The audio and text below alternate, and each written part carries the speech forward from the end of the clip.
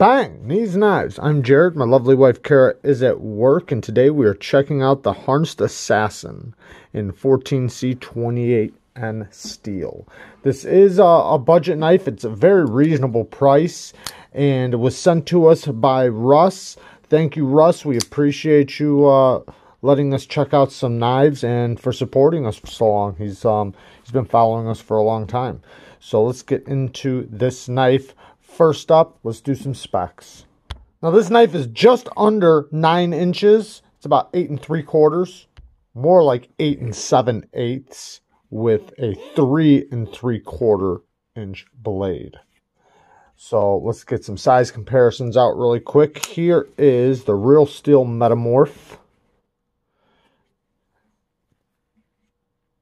Here is the Benchmade 940. It's a long knife.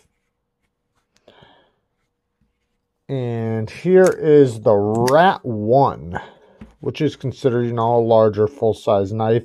You can see they're close, but it still has the Rat by a little tiny bit. And then here is the Spyderco Gale Bradley. So you can see it's definitely a larger, or I'm not going to say large, a longer size knife. Now, I did put an edge on this. I did sharpen it up. I put a polished edge on it. We'll talk about that in just a minute. I wanted to sharpen it up because this is the first time I've gotten to check out anything from Harnds. So I wanted to, it's 14C28N steel, and I wanted to see how they did it. So let's get into this knife. So one thing, this is kind of a drop point blade. It does have a little drop to it, and it is a flat ground blade. It has a PVD coating, as you can see. You can see all the lettering on it. The handles are G10 with steel liners and a G10 backspacer. It has very easy construction. You see this side, you don't see any screws. And then on the other side, all you have is the pivot. And then you got to go through the pocket clip to take it apart. The pocket clip is just, it's steel, bent steel. I'm trying to think of the name of it. I guess you'd call it like a spring clip kind of. There is a little jimping on the flipper tab, and it is just a flipper. Let's get into the action really quick. So the action is really good, like really, really good. Surprisingly good. I was attempting to fail it, and it's very hard to fail. I should cover my cut up. Sorry guys, I didn't want to make you stare at my cut the whole video. So anyway, I attempted to fail it, and this knife is very hard to fail. I finally was able to, but even with the trying really hard, it's very hard to fail. And I'm like pushing really slow and soft. There we go. It's not easy to fail. The action is very good. It is on bearings, and they are very smooth.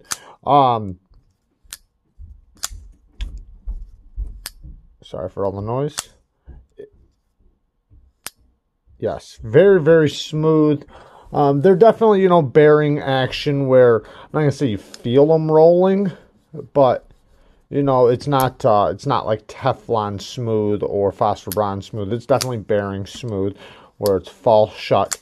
And it's a guillotine. It really is. So when you unlock it, the detent ball is right there. So right there's the detent ball. When you unlock it and you're past the detent ball, you want to get out of the way pretty quick because it slams shut. Pretty fast too. And like if you don't catch that flipper tab, you want to move quick because it, if you're worried about it or if you have a nice fresh edge or anything like that. Now, if you do hit the detent ball, you can shake past it, but a lot of times it just locks back up if you don't do it right. See, like that. It is nice and centered. And the flipper tab's pretty small. It's got a heavy slight strong detent. And that might be why it's also a little difficult to fail, because the detent is so strong. Now, it's not strong in a sense to where you're going to start hurting your finger, but it's strong in a sense to where this little flipper tab is able to carry this big long blade. And the G10 is done really nice. I like this G10. I'm surprised at this price budget that the G10 is, you know, better G10 like this. The lighting might not be picking it up. It's a smooth G10, but it has a little slight bit of texture. You can see the lines almost like wood grain, but it is smooth. It's not textured really in any way. There's a small bit of texture, but not much. It's pretty smooth. In and out of the pocket works really good. The pocket clip works great. No complaints on how the pocket clip works. The screw is rounded, so it's your pants don't bind up on that little screw going in and out of the pocket, and you can see the clip is inset in the G10. It also has a thickness to it in both dimensions, this way and this way, that makes it palm filling. It feels good in the hand. You know, a lot of these slim, sleek knives like this, my biggest worry is that it's going to be a little too slim in the hand, you know. It's not going to fit my hand comfortably.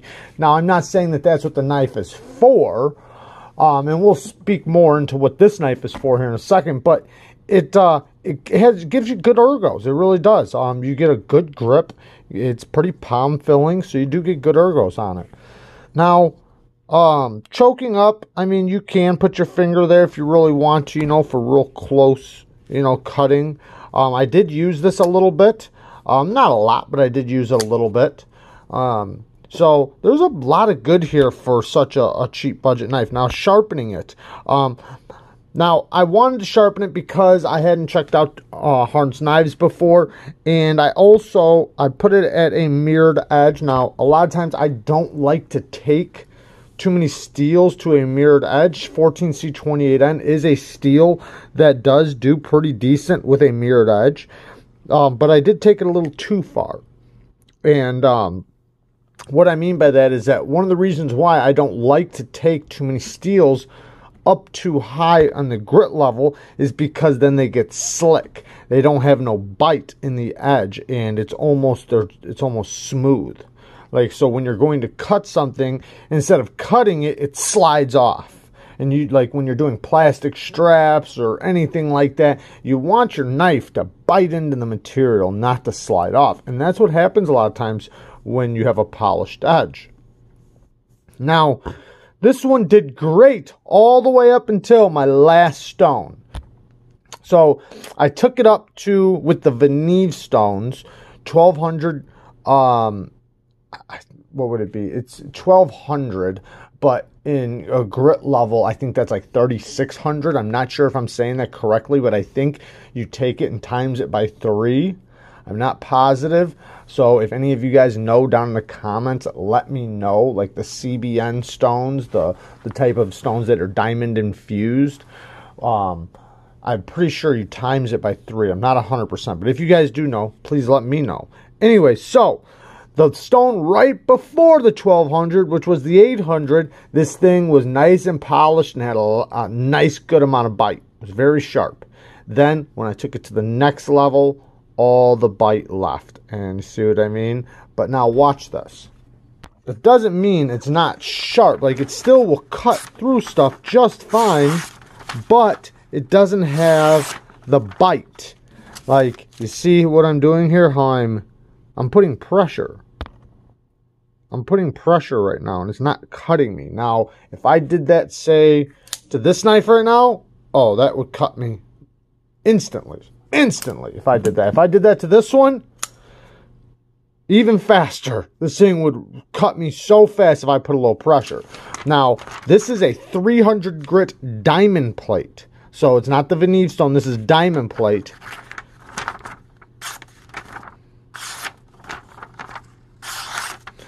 I'm just trying to make a point here. Now, this is, you know, the Neeves stones, and this is 1200 grit. but this is more like if I use the diamond stones like I did on this would be like 3600 grit. So just trying to prove a point, like with the mirrored edge thing, and why I'm not a huge fan with mirrored edges. Now, like I said, 14C28N does do good on with mirrored polished edges a lot of times. It's a very beautiful flat edge, nice and polished. And I might drop it back down to that last stone for RUSS, just to bring that bite back. I'm sure he'll probably like that a little bit better than it being slick like this. Even though this will cut really good, a lot of materials, but just some materials it's going to slide off of. Now you see the difference between that one and this one.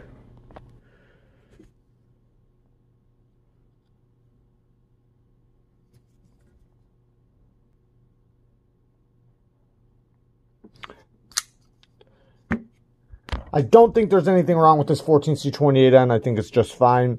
I've taken 14C up to 5,000 grit and still had bite, but I don't think that this being a 3600 and losing bite really means anything. You know, that could have been a difference in my angle I had and the thickness behind the edge. This one behind the edge, it's not thin, but it's not really thick either. It's about 20 thousandths behind the edge, so it's not horrible. And then the blade stock thickness is not really thick either, so it's not thin either. It's like kind of just like right in the middle. It cuts okay. It's not the best slicer, but for some reason I feel like this thing isn't made for, you know, just being an all-day slicer, if you know what I mean. This thing's made for puncturing, and hence the name, the Assassin. So it can be used for EDC just fine. It will cut just fine, as you will see here. I mean, it cuts just fine even with this polished edge. So, and having a long blade like that, you can take advantage of multiple different places of the blade and even get up nice and close and do your push cuts. Let's talk about the bad. So, the bad things. One, the coating. It does get scratchy. You can see it right there. I didn't do that. It came like that. So either RUSS did it, or that's how, I'm guessing, you know, he did it, you know, doing his cutting stuff.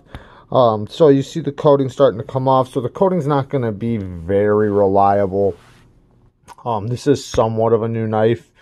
The next thing, the coating on the clip, I'm sure is going to do the same exact thing. I didn't carry it enough to really do that much damage to it because I didn't want to. I don't want to send it back to him with scratches all over it. I could tell it has a little bit more of like almost like a stone. It's not stone washed, but you see the pattern on it. It's almost like a texture on it.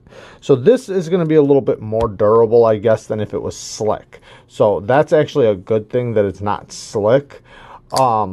The next thing, the clip, again, I think it looks very cheap. I know this is a very budget knife. This is not an expensive knife, so, you know, what should I really expect, I guess? Especially since it works so good. It does work really good, so I'm not complaining about how it works, but how it looks, I think looks cheap. And I do not like the logo on top of the clip.